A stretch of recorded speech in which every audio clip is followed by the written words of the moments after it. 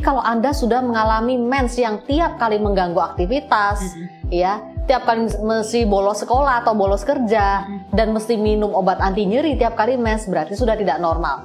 Lebih dari 50% pasangan infertilitas itu kalau dicek sebetulnya dia ada endometriosisnya.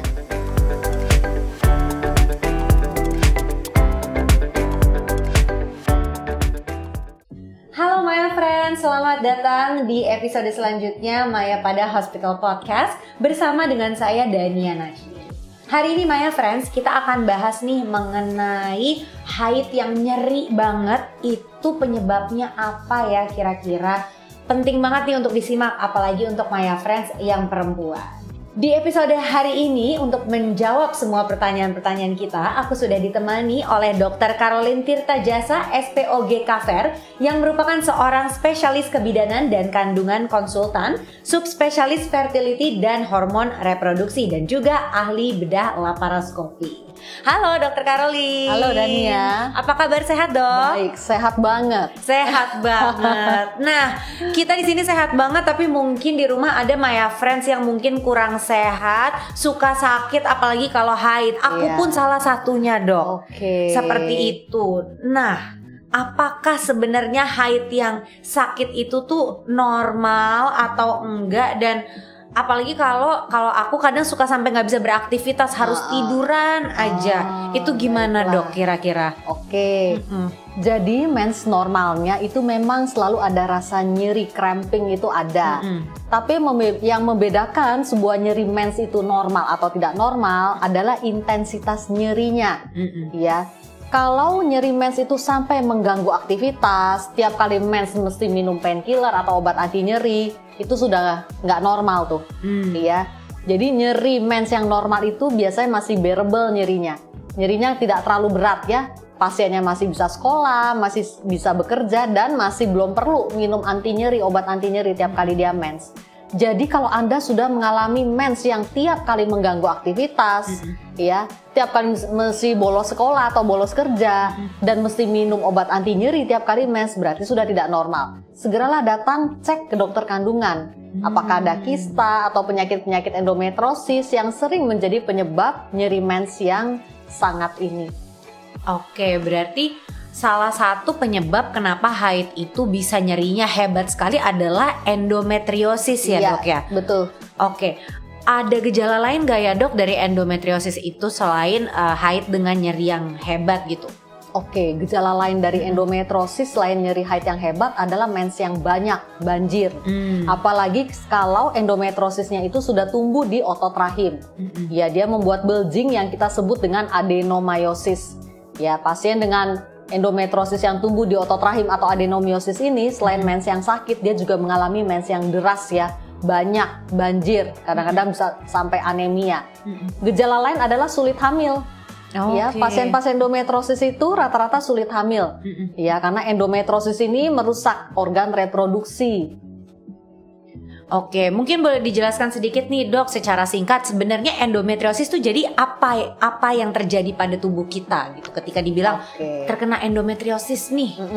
Jadi endometriosis itu sebetulnya sel-sel dari endometrium yang tidak normal, ya.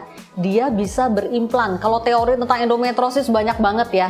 Antara lain salah satu teorinya tuh teori regurgitasi darah mens. Jadi darah mens itu sebetulnya dinding dalam rahim kita itu mengandung sel-sel kayak stem cell ya. Dia bisa bermultiplikasi, bisa berimplantasi, bisa hidup di luar.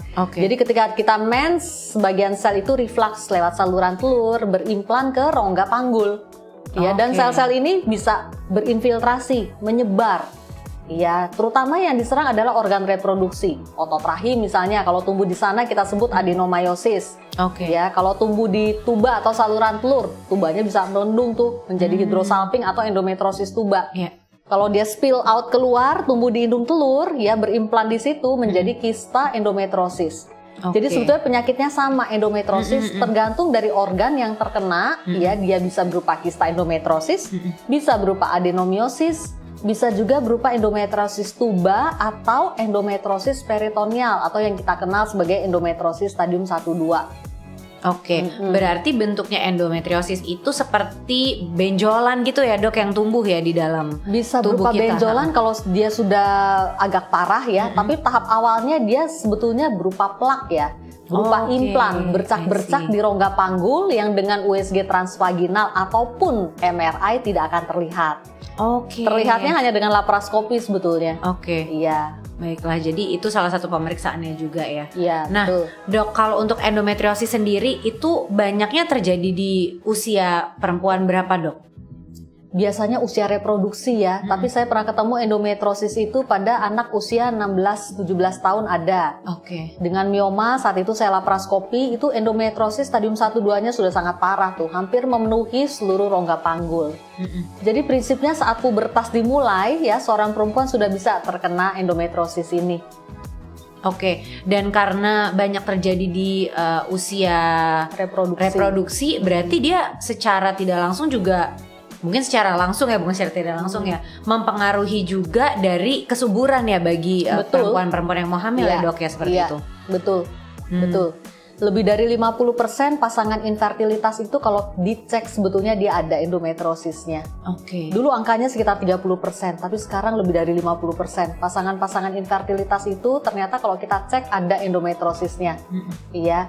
Terutama kasus-kasus infertilitas nanti yang tidak terjelaskan, unexplained infertility. Itu banyak penyebabnya dari endometriosis stadium 1-2 ini. Oke. Iya, jadi endometriosis sangat mempengaruhi kesuburan. Karena pertama dia mengadakan distorsi ya, perubahan anatomi normal dari organ reproduksi. Perlengketan terutama yang ditimbulkan ya. Perlengketan antara rahim dengan indung telur dengan saluran telur, bahkan bisa menyumbat saluran telur. Jadi saluran telurnya itu tidak terbuka, mampet. Ya, kemudian juga dia mengurangi kualitas sel telur. Menurunkan cadangan sel telur juga. Jadi macam-macam mekanisme menurunkan kesuburan pada endometriosis ini. Baik dok, dan kalau nanti Maya Friends ada yang mau cek, itu tadi dokter juga sudah sebutkan ya, bisa dengan USG transvaginal atau betul. dengan laparoskopi. Iya, laparoskopi biasanya kita simpan, ya, karena tidak semua pasien yang, aduh, kok saya USG nggak ada apa-apa dok, nggak ada kista, nggak ada miom misalnya gitu, kok saya mesti di laparoskopi gitu ya. Jadi sebagai alat diagnostik, alat laparoskopi biasanya kita simpan dulu. Oh, baik. Kecuali memang ada kelainan anatomi yang terlihat lewat USG. Oke, Ya, jadi itu biasanya, lanjutannya ya dok betul. ya. Biasanya sebagai awal kita bisa cek USG transvaginal atau transrektal bagi para nona untuk menyingkirkan tidak ada kista atau miom atau adenomyosis ya. Atau kalau diperlukan cek tumor markernya berupa CA125 itu bisa kita cek, tinggal ambil darah aja simple. Dua itu dulu. Oke, jadi bisa USG atau yang ambil darah itu. Iya. Lalu kalau misalnya memang ada, wah sepertinya ada sesuatu hal lainnya, baru dilakukan laparoskopi untuk mengkonfirmasi lebih lanjut Iya, seperti itu ya dok ya. betul. Oke, nah kalau di sini ada Maya Friends yang aku sudah cek dan ternyata aku ada nih endometriosis. Ada terapi apa dok yang bisa dilakukannya oleh Maya Friends?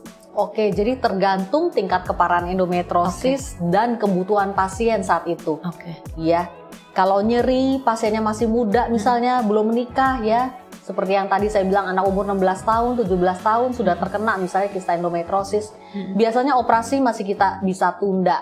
Ya, jadi pengobatannya medikamentosa atau obat-obatan untuk menekan pertumbuhan endometriosis ini. Jadi operasi pada pasien dengan endometriosis dilakukan kalau memang itu perlu dilakukan misalnya untuk kebutuhan fertilitas. Ya, karena endometriosis menurunkan cadangan sel telur. Ya, kalau ingin hamil setelah percobaan hamil berkali-kali gagal, ya endometriosisnya juga makin membesar, berarti kita harus lakukan laparoskopi untuk mengangkat kistanya dan membebaskan perlengketan tentunya, agar program hamil yang dijalani sesudahnya lebih optimal.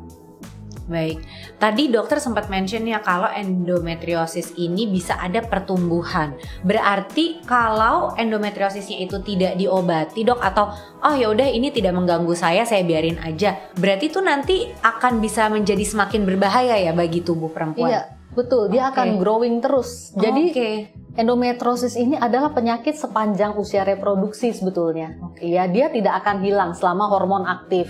Dia hanya hilang kalau dalam kondisi tidak haid dalam arti kamu hamil, ya, atau menopause. Ya, tapi kan orang mau hamil masa dibikin menopause ya nggak mungkin, iya. Jadi Dan endometriosis ini juga angka kekambuhannya tinggi ya.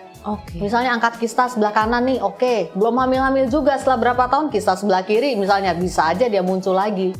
Karena itu nanti hamil harus cepat ya bagi pasien endometriosis yang ingin hamil tentunya. Hamil harus cepat tuh boleh dijelaskan lebih lanjut nggak dok? Kenapa hamilnya harus cepat gitu? Kalau sudah diangkat terus harus segera hamil gitu. Betul. Gimana tuh dok? Karena endometriosis ini kan sekali lagi tadi cepet banget dia kambuhnya. Begitu hormonnya jalan, kamu mens rutin lagi, ya hormon aktif, dia akan setiap saat bisa kambuh lagi. Dan kalau kambuh lagi mesti operasi lagi. Lama-lama cadangan sel telur bisa habis, organ reproduksi juga makin rusak, makin hebat distorsi anatominya. Jadi makin sulit untuk hamil. Jadi sebelum kondisi itu tercapai, segeralah hamil. Jadi berkejar-kejaran dengan penyakit. Kalau bisa sebelum penyakit tambah parah, ya kita sudah hamil duluan dong. Itu maunya.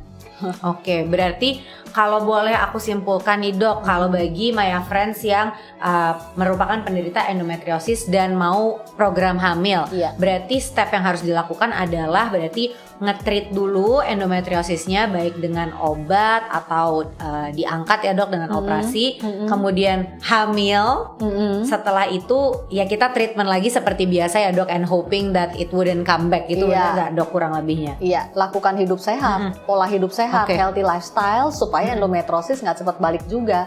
Ya, tapi sekali lagi endometriosis ini kan pengaruh faktor hormonal, lingkungan, dan genetik. Hormonal, lingkungan, sekali lagi hormonal dan genetik itu tidak bisa kita cegah. Tapi kalau lingkungan masih kita bisa modify dengan healthy lifestyle sebetulnya. Ya, tapi terlepas dari apapun itu, kalau dia balik lagi dan belum mau hamil, belum hamil-hamil dan ingin hamil, lakukan promil segera. Jadi jangan dibiarkan sampai penyakit endometriosis merusak seluruh organ reproduksi Anda. Oke dok. Nah, untuk menutup episode kita hari ini dok, tadi dokter juga udah mention soal gaya hidup sehat, kemudian medical check up kan dengan melakukan USG, dan kalau misalnya ada indikasi lainnya adalah dengan laparoskopi. Nah, ada nggak nih tips bagi Maya Friends di rumah, cara-cara lain untuk menjaga organ kandungan kita nih dok? Jadi untuk semua Maya Friends, lakukanlah check up ginekologi rutin minimal setahun sekali dengan USG transvaginal dan pap smear. Dua itu pemeriksaan rutin untuk check up ginekologi. Dan bagi Maya Friends yang mengalami nyeri haid yang hebat, sekali lagi patokannya itu tuh, mengganggu aktivitas dan tiap kali mesti minum obat. Nah, itu segeralah datang cek ke dokter kandungan. Ya, apakah sudah ada kista endometriosis atau penyakit endometriosis dalam bentuk lainnya? Yang kalau kita ketahui secara dini, misalnya kistanya masih kecil ya, perlengketan di dalam juga belum terlalu hebat, kita masih bisa kendalikan tuh dengan obat-obatan. Ya, menunggu sampai organ reproduksi itu akan dipakai untuk hamil dan melahirkan misalnya. Ya, atau kalau untuk wanita usia 40 tahun ke atas, dia sudah cukup anak misalnya, ya, bisa ditreat dengan lebih detail. Ya, lebih bebas lah, karena biasanya keinginan hamil sudah tidak ada lagi. Ya, tetapi endometriosis yang ditemukan pada usia 40 tahun ke atas itu biasanya dalam bentuk adenomiosis tuh, yang menimbulkan mens yang banyak dan mens yang sakit. Ya, intinya jika Anda mengalami gangguan mens berupa mens banyak atau mens sakit, segeralah datang ke dokter kandungan untuk dicek ada apa di dalam. Baiklah, terima kasih banyak Dokter Caroline atas bincang-bincangnya hari ini nih. Dan untuk Maya Friends, kalau misalnya ada nih yang merasakan haid yang nyeri banget, ingat ya kata Dokter Caroline, segera periksakan ke dokter. Yang mau ketemu sama Dokter Caroline bisa menuju ke Maya Pada Hospital Kuningan ya dok? Iya, tuh. Baik. Dan untuk Maya Friends, jangan lupa untuk saksikan episode lainnya di Maya Pada Hospital Podcast yang ada di YouTube dan juga Spotify. Dan untuk informasi lainnya, jangan lupa untuk follow Instagram Maya Pada Hospital. Kalau mau lihat video-video edukasi lainnya dari Dokter Caroline, ada juga ya dok di Instagram dan juga YouTube yang bisa Maya Friends lihat di @Dr. Caroline Tirta Jasa SPOGK. Sekali lagi terima kasih banyak Dokter Caroline atas waktunya, dan juga terima kasih Maya Friends yang sudah menonton episode ini sampai selesai. Salam selangkah lebih sehat, Maya Pada Hospital, teman sehat gue. Sampai jumpa.